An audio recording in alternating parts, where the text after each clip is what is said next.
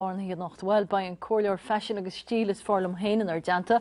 Chun choirle choráin faoin téadachas fashionanta le catha an nollaigh seo. Ceird atá fellúnach a catha lánollaigh ag cóisiir na haibre nó ag ó ceid specialta. Freisin, cechuí le mar go má agus ú ceannach brontanas.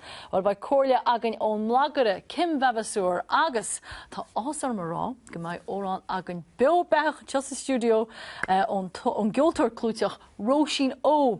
Agus freisin tá neartatá ar Snapchat len ar níos midor Daniel Mahan cagí súlar sin tá achraicán. Achar dús, ban óg deire léis sa síl agus bhfuil gas go mór diantaice aineoin na nútháin a bhí rimpe. Se hime síos chun cainte le Sinéad Burke le garid, nó minniemelange mar is fearr aine ag dtíine ar an na chuid scríbneoireachta, agus Róisín a nuacht mórthom lom.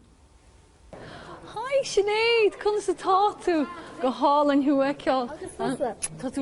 Beidir gur duine beagaí, ach níl tád a beag faoi páirceantas Sinéad Burke, tá sé mór láidir agus muínach.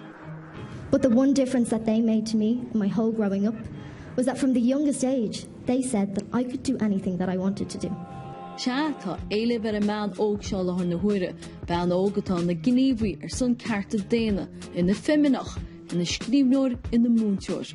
Ach ní má le hí lipédaí a chur a ghuine, dar léa tá na focla a úsáid an mud ríthábhachtach. What did they call me? Really? What did they call me? One thing's for sure, what they didn't say is there's the most stylish person I've ever seen, who just happens to have the same size waist as Kate Moss and the same size hips as Nicki Minaj. Both of which are true. Sometimes people say to me, Sinead, what should I call you? Well, you can call me a little person. You can call me a teacher. You can call me the alternative Miss Ireland Emeritus. Or you can call me an award-winning blogger. Ach náglaí áhachartha. Se le journey deire le ina feachtas tíorma nua chlárú le tíorma dataí. Agus tá duine beag inis lúte go hefigiúlán. So céint fá nach má leat an focail áhach nó dwarf? Tá an teanga an tábhachtach. Croí sé an dain. Agus a merle nílam compórdach leis an focail dwarf. Mar sin céim fá go bhfuil job agam chun a bheith compórdach le ábhach in Mélange. So tá íomhána deachar, tá íomhána, tá droch íomhána a cruthú, nóir tá tú ag phlé, nóir tá tú ag aber an focail ábhach. So, níl mé ag ghlacha páirt scan an Disney. Is me sé Sinéad, agus is duine beag mé. Ní má leat teideal mar sin? Ní má leat lipédaí a chur a bhí? Siné. Nis is múntear bunscoil thu rút na scolarí tada faoi gur duine begú, ro tada ro córa agah faoi sin?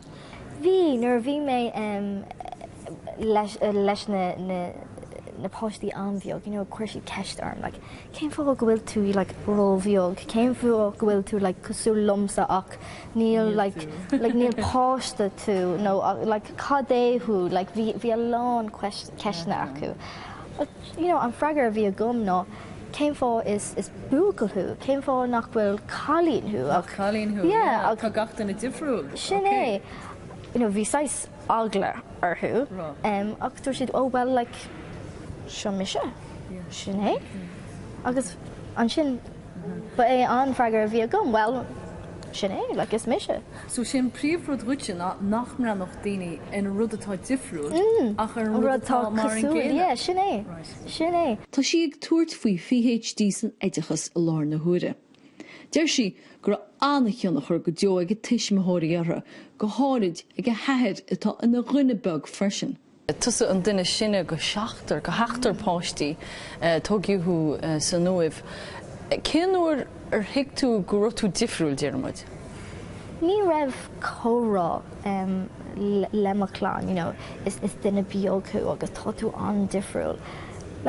Dar nóí tá gach duine difriúil, agus bhí a leor am ag mo hisismthirí chuné sin a phlé, agus dúirt siad, tá gach den na difriúil sin é, agus béidir go bhfuil deacrachtaí agat.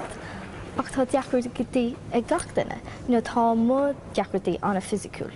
So níl mábalta, ag si ar an caithear cosú le gach duine. Ach tá mábalta PhD a dhéanamh. So ceapan go bhfuil buntáistí agus míbhantáistí ag gach duine, agus tá sé ceart leir. I got that sunshine in my pocket, got that good soul in my feet. I feel that hot blood in my body when it drops. Ooh, I can't take my eyes off of it, moving so phenomenally. Room on lock the way we rock it, so don't stop. Ansím go dogad a gúsaí stíl agus fashion agus riile. A bháin tú deacar é an téadach atá uite áil, cá bháin tú é?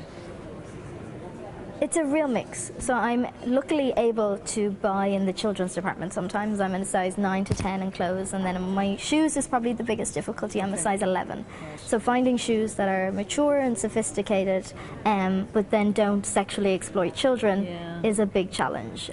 So finding shoes without butterflies or sequins, and then something with a heel is a big difficulty. And I'm lucky that I can get, particularly in the high street, into the children's wear department, and with the rising phenomenon of celebrity children. Oh my goodness.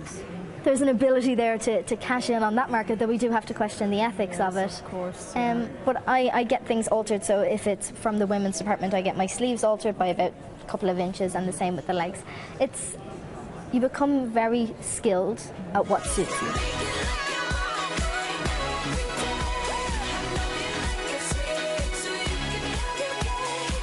Churann pobl ana hinnéad mar scríbhneoir is mar throchtaide chuairsaí sóisialta mrá is fashion nuair a thosa sí blog minniemelange.com rins blianta ó hin.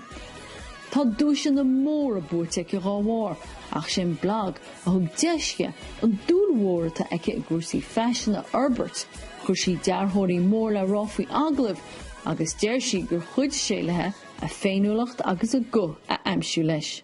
Bhí an blog an tús ar an bailach atá gom sa Ryan fashion.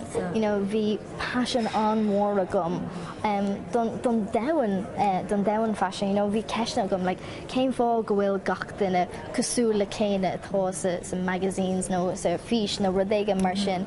Agus níl daoine cosú le chéile. No, níl, sin é. Agus nuair bhí mé ag scríomh agus nuair bhí an idirlín a gom, bhí an idirlín an bhá chuna bheith gohanna nua a ardú.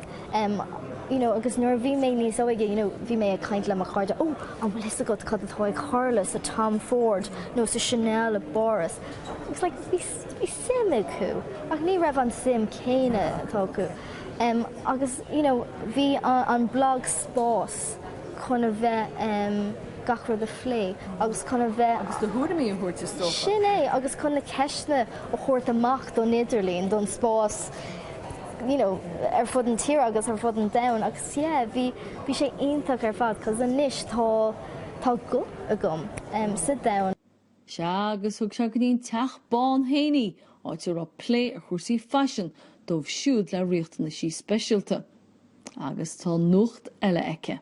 Tá rud iontacha tarlaí go Sinéad faoi lethar nach bhfuil. Tá post nua fáilte mar chóirleoir fashion agus stíl le dearthóir mór Americánach, bhil sin ceart. Agus tá sib chun éadach a dionne go riine le égomas agus daoine beaga. Sin é. Wow, nach bine aisling atágad. Well, sin, an aisling, sin é. Bhí mé in Nua-Eabhrac an mís chatta agus bhí chórá iontacha gom le an furan ó Calvin Klein. Calvin Klein? Yeah, so ben mid ag obair le chéile an bblion se chuin in mí Manford. So seriously, I mean, you must be really, really excited about this. I think if 16-year-old me could see me, she'd be really thrilled and probably wouldn't believe it and be pinching herself. Yeah. So, yeah, it's surreal.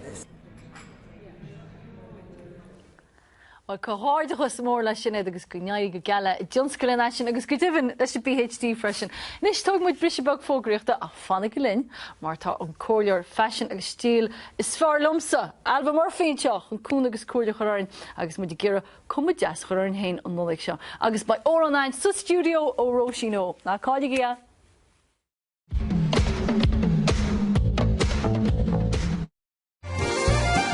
Gardia Corrigi Falshawar Gujian Opry Rev Michael English August Cleona Hagen.